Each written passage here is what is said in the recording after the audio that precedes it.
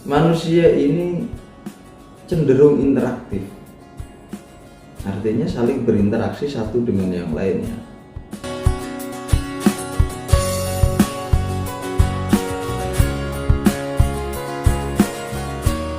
Assalamualaikum warahmatullahi wabarakatuh. Selamat siang. Masih di siangnya bulan puasa Ramadan pada hari ini. Masih sekitar 7 hari lagi ya. 7 hari lagi kita nanti berpuasa di siangnya bulan Ramadan. Kebetulan hari ini hari Jumat. Ada hal yang perlu kita sharingkan kepada para khalayak, pada saudara-saudara semua yang mengikuti channel YouTube saya. Tentu sesuai basic dan bidang yang saya miliki, saya sedikit akan mengupas tentang nurani dan hukum. Pada dasarnya kehidupan manusia ini sudah benar-benar ditakdirkan oleh Allah memang untuk menjadi manusia. Jadi, wujud sebagai manusia itu adalah memang sudah kodrat. Kenapa nggak dijadikan hewan? Kenapa nggak dijadikan binatang atau nggak dijadikan yang lain, makhluk yang lain? Sudah direncanakan dan sudah tertuliskan di sana bahwa memang kodrat kita sebagai manusia. Nah, artinya ada atau tidak adanya kita sebagai manusia itu sudah digariskan oleh Allah yang Maha Kuasa. Saya tekankan lagi bahwa manusia itu ada sebagai makhluk Allah Subhanahu wa Ta'ala adalah memang benar-benar sudah menjadi takdir. Jadi kita tidak bisa request begitu. Jangan jadi manusia, saya jadi kucing saja, jadi ayam saja, enggak. Karena memang sudah garisnya begitu, sudah dituliskan begitu dari Allah. Kemudian sebagai manusia, jadi sebagai manusia ini cenderung interaktif, artinya saling berinteraksi satu dengan yang lainnya. Ini pun juga kodrat, gitu. Ini juga kodrat. Jadi sebagai manusia kemudian berinteraksi dengan yang lain, itu juga sudah ditakdirkan oleh Allah Subhanahu wa Ta'ala. Contoh yang paling kecil, manusia lahir, anak kecil itu lahir dari rahim si ibu. Jadi ini saya tidak berbicara mengenai hal yang lebih jauh, tapi yang paling dekat saja. Manusia dilahirkan dari rahim si ibu. Minimal ada interaksi antara anak kecil dengan ibunya, minimal. Maka kita nggak berbicara bapaknya dulu ya, karena nanti ada aspek hukum yang lain. Salah satunya begini, ini saya introduksi sedikit. Kita lain kesempatan akan kita bahas. Anak yang lahir di luar perkawinan yang sah, maka memiliki tanggung jawab alimentasi hanya pada ibunya. Undang-undang perkawinan. Kenapa begitu? Karena yang bisa terdetek secara langsung, baik secara biologis maupun secara teoritis, secara yuridis, dari rahim siapa anak ini lahir, itu nanti ketahuan. Maka dia tanggung jawab alimentasinya pada ibunya. Kalau anak lahir di luar perkawinan yang sah. Nah, kembali kepada pokok pembahasan, bahwa manusia berinteraksi itu memang kodrat juga, takdir juga. Kenapa begitu? Manusia ini dilahirkan, anak kecil itu lahir dari rahimnya si ibu, paling tidak ada interaksi. Jadi dari kecil pun anak ini sudah ada interaksi dengan ibunya. Bahkan pada saat masih di dalam kandungan itu juga ada interaksi antara anak kecil ini dengan ibunya. Nah, baik, kita lanjutkan. Kemudian ketika manusia itu sudah menjadi yang utuh, artinya menjadi manusia seutuhnya, manusia itu dibekali akal dan nafsu, minimal itu. Jadi manusia punya akal, punya nafsu. Jadi ada dua hal minimal yang dimiliki oleh manusia. Dia juga memiliki akal yang bisa mengolah segala sesuatu yang bermanfaat bagi dirinya. Tetapi jika dia juga punya nafsu. Namun nanti di pembahasan yang lain, kalau kita belajar mendalami, apakah semua nafsu itu jelek? Apakah semua nafsu itu konotasinya negatif? Nah, itu nanti akan kita lihat lagi. Tapi yang jelas, kalau kita berbicara mengenai akal dan nafsu, ini juga kaitannya dengan kodrat, takdir. Bisa dibayangkan bahwa kalau misalnya manusia itu tidak diberikan nafsu yang negatif oleh Allah, maka dia akan berbuat baik, akan selalu berbuat baik. Dia punya akal, tapi dia juga punya nafsu.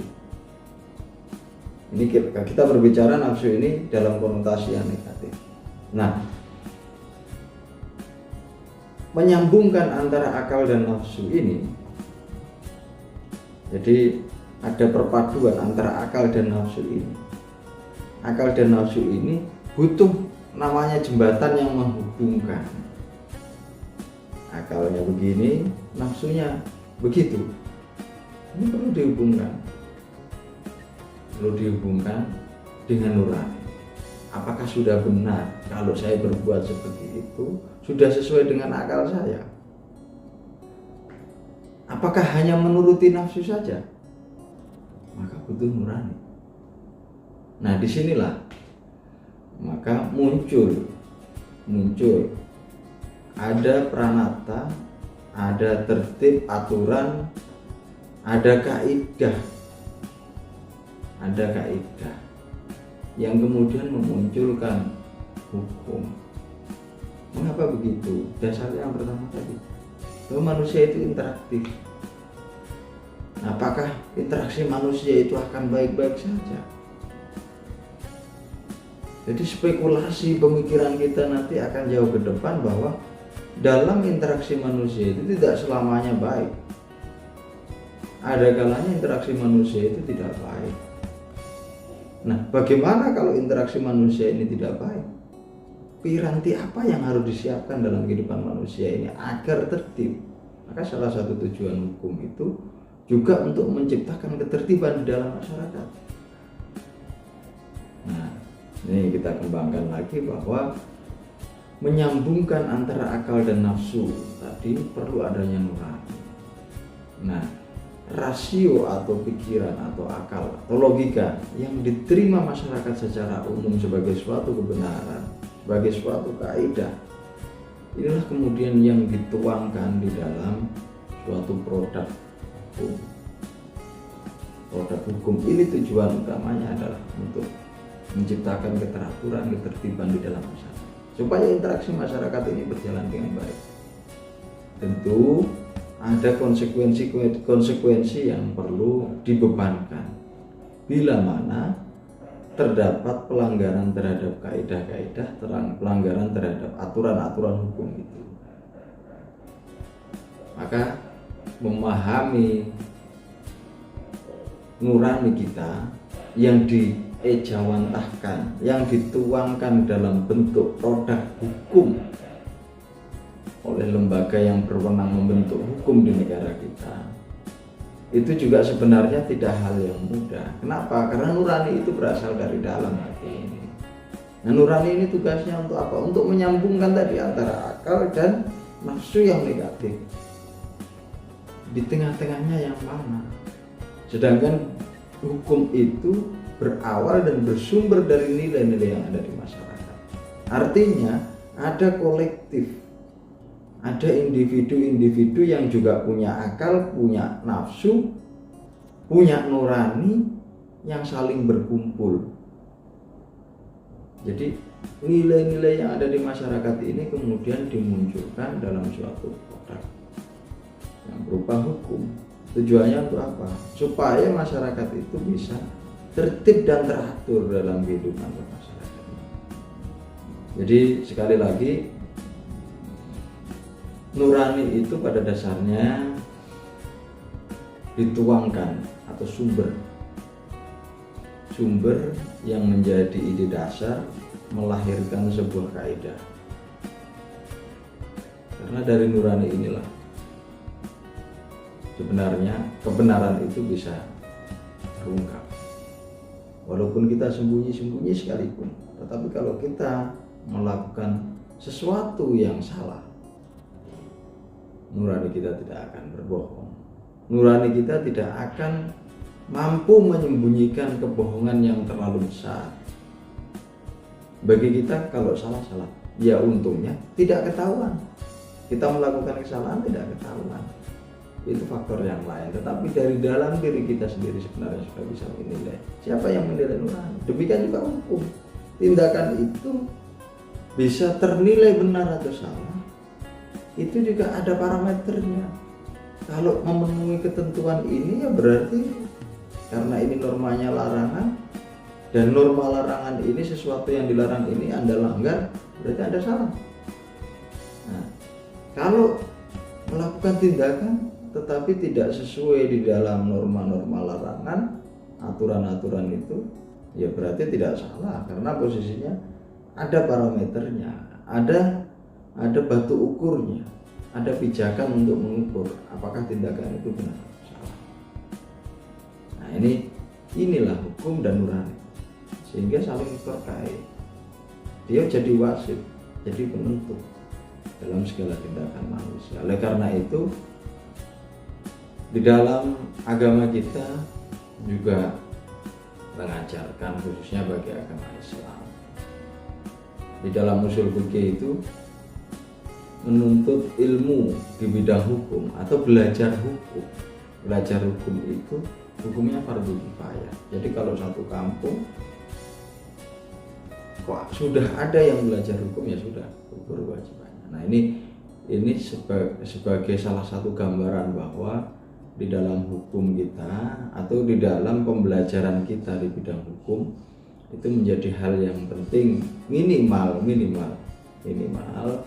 kita bisa menggugurkan kewajiban-kewajiban yang lain kalau menurut ajaran agama Islam, entah di ajaran yang lain. Tapi yang jelas pemahaman pengetahuan kita tentang hukum itu pada dasarnya adalah memahami nurani kita sendiri. Jadi memahami jati diri nurani kita sendiri, karena pada dasarnya hukum itu juga berasal dari nurani kita, nilai-nilai yang berasal dari masyarakat yang digabungkan, yang kemudian dirumuskan, diformulasikan oleh lembaga yang berwenang untuk dituangkan dalam bentuk produk. Sederhananya seperti itu. Terima kasih, bisa disambung dengan yang disambung pada kesempatan di lain waktu.